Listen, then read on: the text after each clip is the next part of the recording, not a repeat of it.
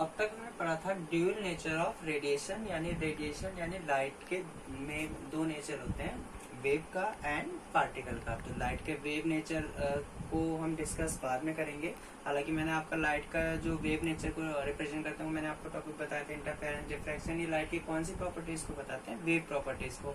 उसके बाद हमने लाइट एज अ पार्टिकल की तरह भी बिहेव करती है। उसके लिए हमने जो एक जो टॉपिक था पढ़ा था फोटोइलेक्ट्रिक इफेक्ट, जो कि एविडेंस था कि light as a particle behave करती है। अब हम आ जाते हैं dual nature of matter.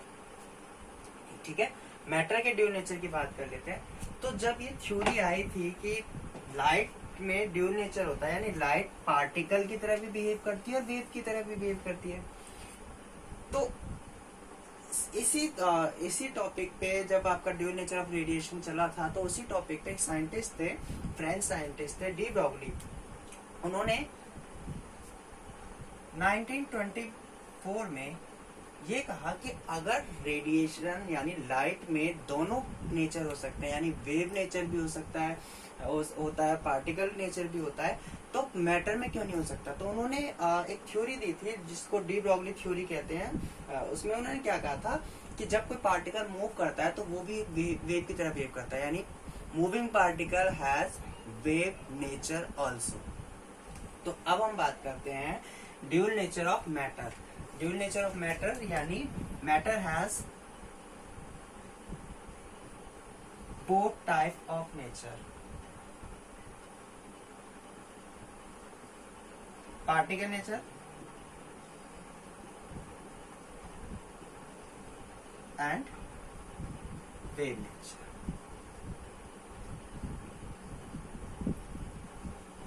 So we know the particle nature of matter, but we will discuss the wave nature of matter. ठीक है, तो आज हम जो डिस्कस करेंगे वो मैटर का ड्यूल नेचर में जो हमारा जो मेन है पार्टिकल, मैटर में पार्टिकल नेचर होता है ये तो हमें पता है, लेकिन मैटर में वेव नेचर भी होता है। अब हम वो पढ़ेंगे, यानी पार्टिकल मैटर, या आप क्या कह सकते हैं पार्टिकल मैटर किससे मिलकर बना होता है, पार्टिकल से। ठीक है, नंबर ऑफ पार्टिकल्स से। तो अगर हम बात करें पार्टिकल्स की, सिंगल पार्टिकल्स की, तो उसमें जो है वेव नेचर भी होता है। ठीक है, तो अब हम बात करते हैं। तो इसमें जो है सबसे पहले हम बात करते हैं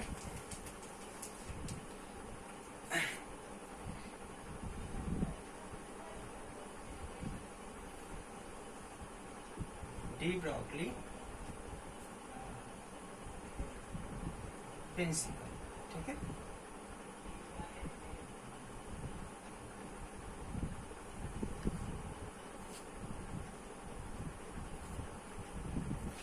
और डी ब्रॉगली थ्योरी भी आप कह सकते हैं इसे।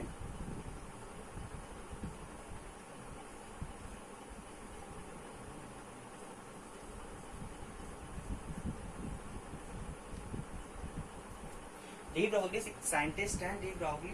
ठीक है, तो डी ब्रॉगली ने क्या कहा था, इन्होंने कहा था अ मूविंग पार्टिकल डिस्प्लेस या show the nature of waves, यानी और हम कह सकते हैं प्रॉपर्टीज ऑफ वेव। यानी जब कोई पार्टिकल मूव करता है तो वो एज अ वेव की तरह वेव करता है और उसमें वो सारी प्रॉपर्टीज होती हैं जो एक वेव में होती हैं। ठीक है, तो डी ब्रॉगली ने जो प्रिंसिपल दिया था, थ्योरी कहा था, उन्होंने क्या कहा था कि मूविंग पार्टिकल जो है एक वेव की तरह बिहेव करता है, और जब वो वेव की तरह बिहेव करेगा तो उसमें वेव की प्रॉपर्टीज भी होती हैं, यानी उसमें वेवलेंथ भी होती है, उसकी फ्रीक्वेंसी भी होती है। तो वो सब चीजें उन्होंने बताई थी। ठीक है, तो अब मैं वही बात लिख देता हूँ। तो ये क्या कहता है ये प्रिंसिपल, अ मूविंग पार्टिकल। ठीक है, a moving particle behaves like a wave, यानी एक मूविंग पार्टिकल जो है वो किसकी तरह बिहेव करता है, लाइट। ठीक है, इसी में मैं इसी के आगे क्या लिखा रहा हूँ, मैं पॉइंट्स में लिखवा रहा हूँ। जनरली हम एक्सप्लेनेशन जो है पॉइंट्स में लिखते हैं तो अच्छा सा लगता है, तो मैं पॉइंट्स में लिख रहा हूँ। एंड अब वो वेव है तो वेव की तरह बिहेव कर रहा है, तो उसमें वेव की प्रॉपर्टीज यानी उसकी वेवलेंथ भी होगी। ठीक है, तो हम बात कर लेते हैं। अ moving particle behaves like a wave and the waves associated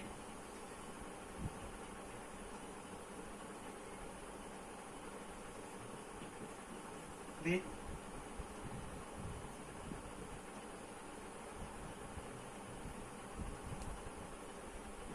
it are called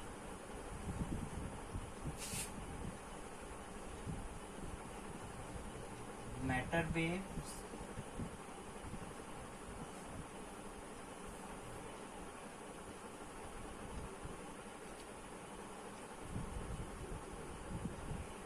called matter wave or de Broglie wave।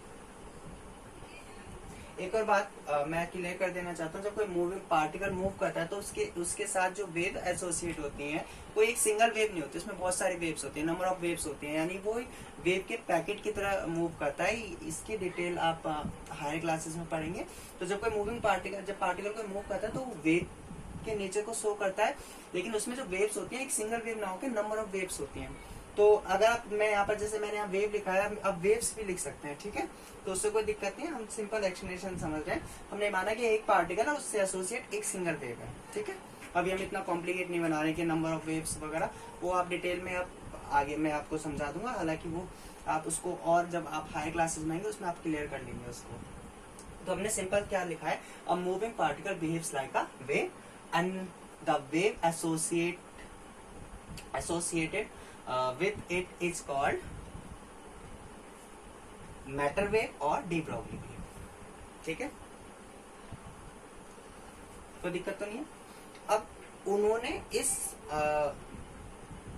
इसके साथ उन्होंने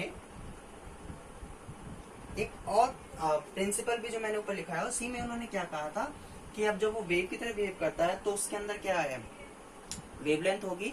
तो वेवलेंथ क्या होती है वो देख लेते हैं। उन्होंने उससे क्या किया, the wavelength of matter wave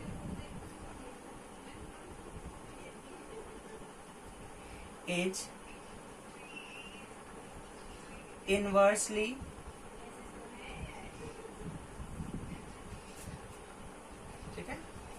inversely proportional to the momentum of that particle, ठीक है। तो ये उन्होंने टॉपिक कहा, उन्होंने क्या कहा कि moving particle behaves like a wave, और दूसरा उन्होंने क्या कहा, the wavelength associated with it is inversely proportional to the momentum of that particle, ठीक है। तो ये डी ब्रोगली ने प्रिंसिपल दिया था, ठीक है। अभी हम इस प्रिंसिपल को और डिटेल में पढ़ते हैं, ठीक है। यानी उन्होंने क्या कहा कि जब पार्टिकल मूव कर रहा है तो वेव की तरह बिहेव कर रहा है, वेव की तरह बिहेव कर रहा है तो उसकी वेवलेंथ होगी। तो वेवलेंथ कितनी होगी, इनवर्सली प्रोपोर्शनल टू 1/p, ठीक है।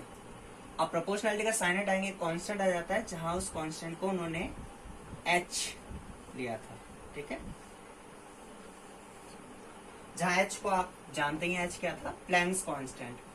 अब उन्होंने प्लैंक्स कांस्टेंट क्यों लिया था, क्योंकि उन्होंने जो ये एक्सप्लेनेशन दिया था कि मैटर में वेव नेचर होता है, उसमें उन्होंने क्वांटम वेव थ्योरी को यूज किया था। क्वांटम वेव थ्योरी प्लैंक्स में दी थी जिसमें एच को यूज किया गया है, तो उसी से रिलेटेड उन्होंने ये कहा, ठीक है। जहां मोमेंटम कितना होगा पार्टिकल का, मास इनटू वेलोसिटी, ठीक है।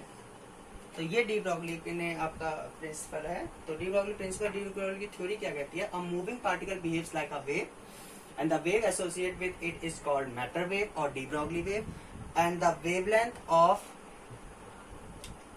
matter wave यानी जो वेवलेंथ होगी उसकी, जो मैटर वेवर्स की जो वेवलेंथ होगी is inversely proportional to momentum of that particle.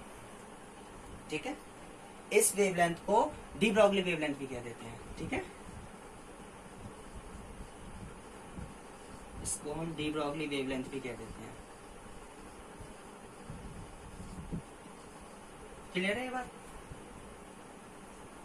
अब उन्होंने ये जो दिया, इसको उन्होंने अब ऐसा तो है नहीं कि कहीं से उठाया और ऐसे लिख दिया, कहीं ना कहीं से तो उन्होंने उसको प्रूव करके लिखा होगा ना। तो अब हम उसको इसका एक्सप्लेनेशन लिखना है कि ये आया कैसे, उन्होंने ये कैसे बताया कि ये चीज होती है।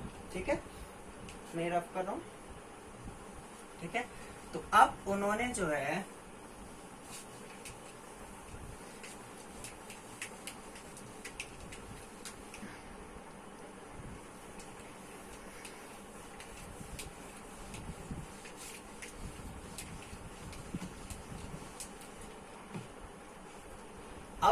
इसको एक्सप्लेन करने के लिए जो एग्जाम्पल लिया, वो उन्होंने लिया, एग्जाम्पल जो लिया उन्होंने लिया फोटोन का। डी ब्रॉगली ने जो थ्योरी दी थी कि पार्टिकल में वेव, मूविंग पार्टिकल वेव की तरह वेव करता है, वेव नेचर होता है उसमें, तो उसके लिए उन्होंने एग्जाम्पल किसका लिया? फोटोन। ठीक है, अब फोटोन को आप जानते हैं, फोटोन जो है वो पार्टिकल की तरह भी होता है और वेव की तरह भी होता है। फोटोन एज वेव, वेव यानी लाइट। ठीक है, और इस तरफ मैं लिख रहा हूं फोटोन एज अ पार्टिकल। कोई दिक्कत है किसी? तो photon as a wave, energy जो होती है फोटोन की वो कितनी होती है? ई आपने पढ़ा हुआ है एच न्यू, जहां H Planck's constant, new frequency है। एज अ पार्टिकल की बात करेंगे तो ई कितना होता है? आइंस्टीन का अगर मास एनर्जी इक्विवेलेंस वाला फॉर्मूला देखें, E is equal to mc square. ठीक है, जहां m क्या है? काइनेटिक मास है, where m is kinetic mass. ठीक है, तो अब है तो फोटोन ही, फोटोन ही वेव की तरह वेव कर रहा है, फोटोन ही उसकी तरह वेव कर रहा है, पार्टिकल की तरह। अगर ये दोनों ही चीज एक साथ हम कर दें, यानी पार्टिकल वेव की तरह वेव कर रहा है, तो यानी दोनों की एनर्जी क्या है हमारी? इक्वल है। ठीक है, तो मैं क्या कर सकता हूं, इसमें से एक सीधा लेके आ सकता हूं। ठीक है,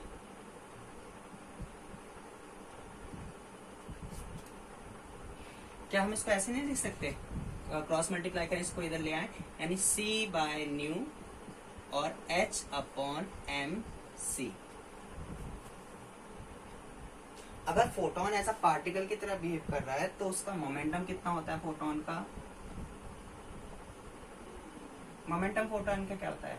एम सी। मोमेंटम क्या होता है? एम वी, लेकिन फोटोन की स्पीड कितनी होती है? सी, स्पीड ऑफ लाइट। तो यानी ये क्या आ गया आपका? पी। और आपको पता है c इज इक्वल टू क्या होता है? New into lambda. तो c बाय न्यू क्या हो गया आपका? लैम्डा। तो यहां से क्या आ गया? Lambda is equal to h upon P. जहां h कांस्टेंट है, यानी ये क्या आ गया आपका? Lambda is inversely proportional to p। तो इससे क्या प्रूफ हो रहा है कि एक मूविंग पार्टिकल, फोटोन अगर पार्टिकल तो है, वो मूव करता है तो वो एज अ वेव की तरह वेव कर रहा है, उसकी जो वेवलेंथ है वो उसके मोमेंटम के इनवर्सली प्रोपोर्शनल होती है। ठीक है, तो ये डी ब्रॉगली प्रिंसिपल था, डी ब्रॉगली थ्योरी।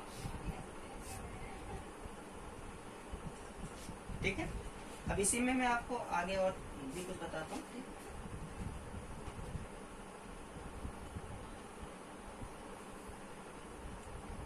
तो ये फोटोन के लिए नहीं, ये सारे पार्टिकल्स के लिए थ्योरी वैलिड थी। तो यहाँ तो हमने फोटोन का ऐसा एग्जांपल लिया है।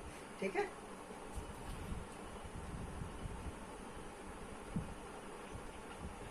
तो क्या आ गया आपके पास?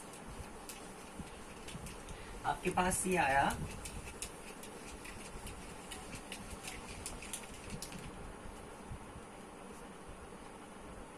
कि a moving particle behaves like a wave and its wavelength is given by h upon p or h upon m v।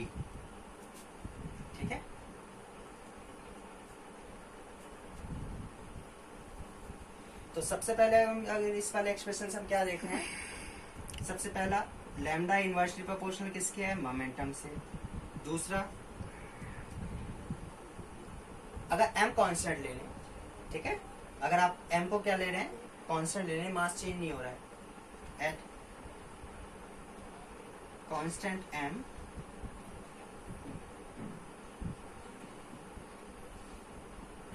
Lambda क्या है, इनवर्सली प्रोपोर्शनल किसके है, वेलोसिटी के।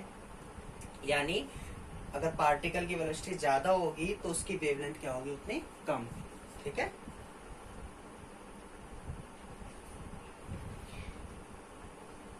थर्ड क्या कह रहा है, अगर आप क्या ले लें, एट कांस्टेंट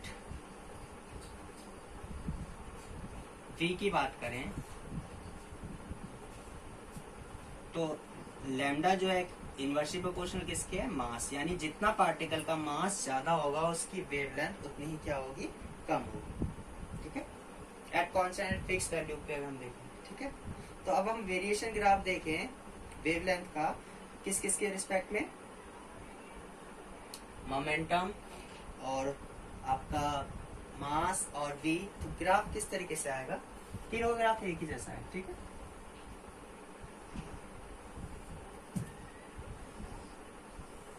ये आपका इस तरफ मैंने लिखा है वेवलेंथ लैम्डा।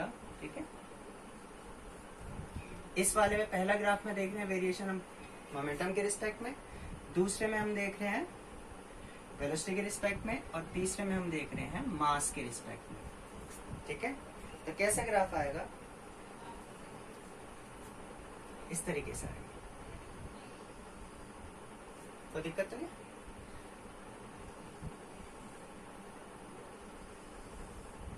इस वाले केस में m क्या है आपका, कांस्टेंट है, और इस वाले केस में v क्या है आपका, कांस्टेंट।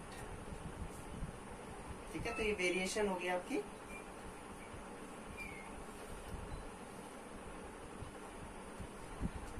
अगर आप इसी वाले केस में अगर आप देखें, इफ v को आप कितना ले लें, 0, ठीक है, तो उस केस में वेवलेंथ कितनी हो जाएगी आपकी, इन्फिनिटी। ठीक है, तो यही तो आप देखें, 0 पे वेवलेंथ कितनी है आपकी, इन्फिनिटी। ठीक है, सेम अगर मास आपका क्या हो जाए अगेन 0, तो वेवलेंथ क्या हो जाएगी अगेन, इन्फिनिटी। ठीक है,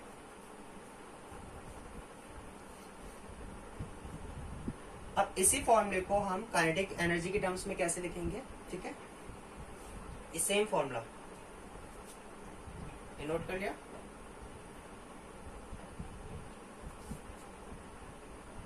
कितने मिनट के लिए? अब जल्दी से मैं एक और इसको इसी फॉर्मूले को मैं काइनेटिक एनर्जी के टर्म्स में लिख लेता हूँ। काइनेटिक एनर्जी क्या होती है आपकी, काइनेटिक एनर्जी, काइनेटिक एनर्जी क्या होती है, हाफ mv²। अगर इसी में मैं इसको मोमेंटम के टर्म्स में लिखना चाहूँ तो मैं क्या करता हूँ, ऊपर नीचे m की मल्टीप्लाई कर दूंगा, तो ये क्या आ जाएगा, mv का होल स्क्वायर। यानी मैं इसको लिख सकता हूँ p²/2m। तो p की वैल्यू कितनी आ गई, √2m/e²। ये k यानी काइनेटिक एनर्जी। आप कंफ्यूज हो रहे हो तो इसकी जगह आप डायरेक्ट k भी लिख सकते हो। ठीक है, ऐसा मत कर देना कि e और k लिख दो, मैं चेंज कर देता हूँ, मैं डायरेक्ट यहाँ पर k लिख दे रहा हूँ ताकि आप कंफ्यूज ना हो। k means kinetic energy. तो अगर मैं इसकी जगह यहाँ ही पुट कर दूं तो वेवलेंथ, डी ब्रॉगली वेवलेंथ का एक और फॉर्मूला क्या निकल के आ जाता है, p की जगह क्या पुट कर देंगे, √2m k, where k is kinetic energy. ठीक है, तो एक फॉर्मूला आपका ये आ गया है, एक फॉर्मूला आपका ये आ गया है।